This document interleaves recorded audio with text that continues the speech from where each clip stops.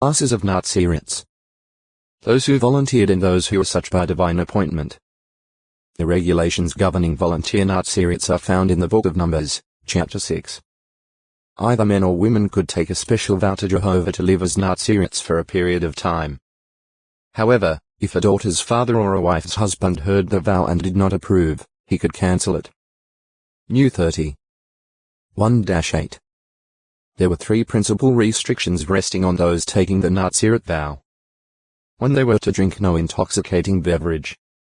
Neither were they to eat any product of the grapevine, whether unripe, ripe, or dried, nor drink any of its juice, whether in the fresh, fermented, or vinegar state. 2. They were not to cut the hair of their heads. 3. They were not to touch a dead body, even that of the closest relative. Father, mother, brother, or sister. New 6. 1-7. Special vows. The person taking this special vow was to live as a Nazirite, that is, dedicated, separated to Jehovah, and not for the plaudits of men due to a showy display of fanatical asceticism. Rather, all the days of his Naziriteship he is holy to Jehovah. New 6. 2-8. Compare GE 49. 26, FTN. The requirements laid on Nazirites, therefore, had special significance and meaning in the worship of Jehovah. Like the high priest who, because of his holy office, was to touch no dead body, not even that of one of his closest relatives, so too the Nazirite. The high priest and the under-priests, because of the serious responsibility of their offices, were forbidden to drink wine or intoxicating liquor when performing their sacred duties before Jehovah. La 10. 8-11. 21. 10-11. Furthermore, the Nazirite Heb. Na should prove holy by letting the locks of the hair of his head grow, such serving as a crowning sign by which all could quickly recognize his holy Naziriteship. New 6. 5. The same Hebrew word Nazir was used in regard to the unpruned vines during the sacred Sabbath and Jubilee years. La 25. 5-11.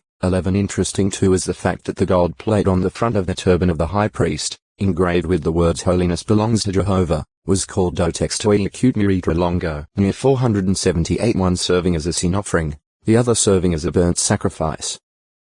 He was also to present a young ram as a guilt offering. Furthermore, the one having taken the vow of Naziriteship must now begin all over again, counting the days of the vow as stipulated at the start. New 6. 8-12. Requirements at conclusion of vow. When the specified duration of the vow came to an end, the Nazirite presented himself to the priests before the tent of meeting, bringing along the prescribed sacrifices consisting of a young ram for a burnt offering, a female lamb for a sin offering, and a ram for a communion sacrifice. He also was to bring a basket of unfermented unleavened cakes and wafers that were well oiled, together with the proper grain and drink offerings. In addition to these necessary sacrifices, the Nazirite brought such other offerings to the sanctuary as he could afford. New 6. 13-17, 21. Next, the Nazirite had his long hair cut off, and it was placed on the fire under the communion sacrifice.